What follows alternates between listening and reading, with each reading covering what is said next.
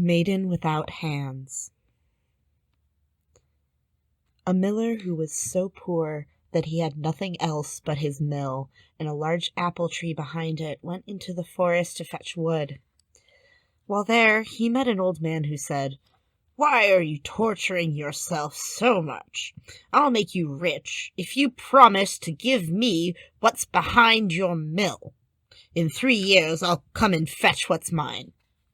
The miller thought to himself, "Why, that's my apple tree." So he said, "Yes," and signed it away to the man.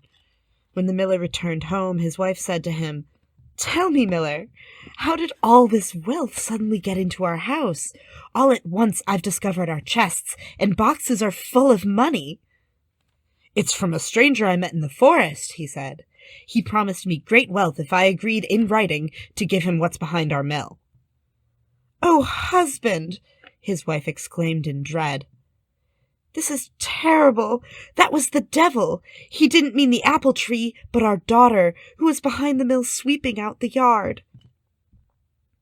The miller's daughter was a pious and beautiful maiden, and after 3 years the devil appeared quite early and wanted to fetch her, but she drew a circle around herself and purified herself.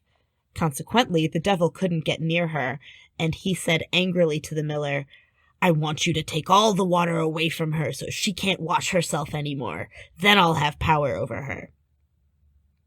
Since the miller was afraid of the devil, he did as he was told.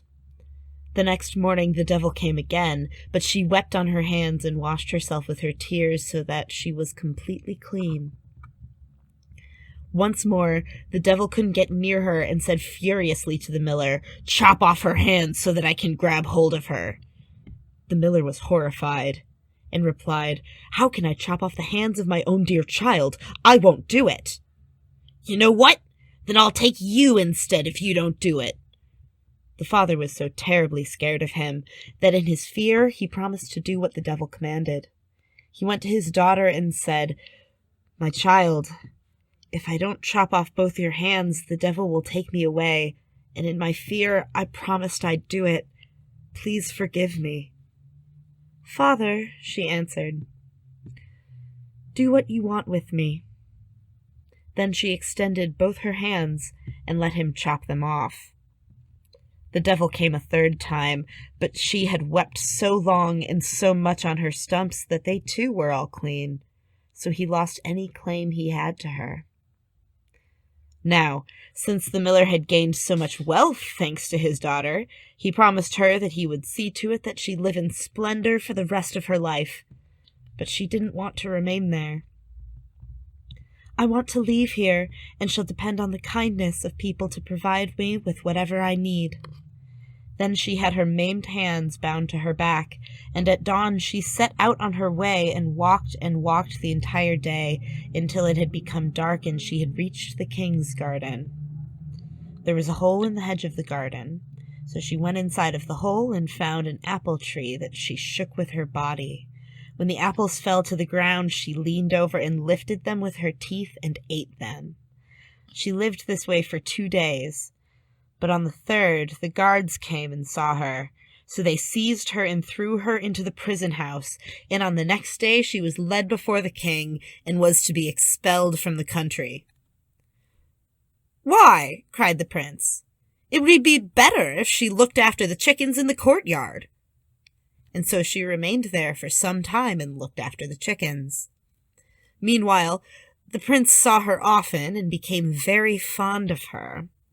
However, the time came for him to marry, and royal messengers were sent out all over the world to find a beautiful bride for him.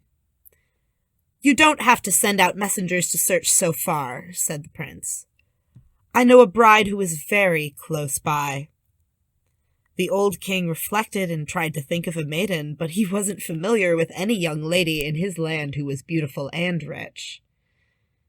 "You don't intend to marry that maiden who tends the chickens in the courtyard, do you?" The son explained, however, that he wouldn't marry anyone else but her. Finally, the king had to yield his wish, and soon thereafter he died. The prince inherited the throne and lived happily with his wife for some time. Yet at one point, the young king had to leave his realm to fight in a war, and during his absence his wife gave birth to a beautiful child. She sent a messenger with a letter to announce the good news. However, on the way the messenger stopped to rest near a brook and fell asleep. Then the devil appeared, for he was still trying to harm the pious queen, and so he exchanged the letter for another one that said the queen had given birth to a changeling. When the king read the letter, he was quite distressed, but he wrote a letter in which he declared that the queen and the child should be protected until his return. The messenger started back with the letter, but he stopped to rest at the same spot and fell asleep. Once again the devil came and put a different letter in his pocket that said they should banish the queen and the child from his land. This was to be done, even if all the people at the court wept out of sadness. I didn't come here to become queen. I don't have any luck, and don't demand any, the queen declared. Bind my child and my hands on my back, then I'll set out into the world. That evening, she reached a fountain in a dense forest where a good old man was sitting. Please show me some mercy, she said, and lift my child to my breast so that I can give him something to drink. The old man did this, whereupon he said to her, There's a thick tree standing over there. Go and wrap your maimed arms around it. When she did this, her hands grew back. Thereupon the old man pointed to a house. Go and live there. Don't leave the house, and don't open the door unless someone asks 3 times to enter, for God's sake. In the meantime, the king returned home and realized how he had been deceived. Consequently, he set out accompanied by a single servant to look for his wife. After a long journey, he lost his way one night in the same forest in which the queen was living. However, he didn't know that the queen was so close. Over there, his servant said. There's a little light glimmering in the house. Thank God, we can rest there. Not at all, said the king. I don't want to rest for very long. I want to continue to search for my wife before I can take any rest. But the servant pleaded and complained so much about being tired that the king agreed out of compassion. When they arrived at the house, the moon was shining, and they saw the queen standing at the window. Goodness, that must be our queen, the servant said. She resembles her very much, but I realize that she can't be the queen because this woman has hands.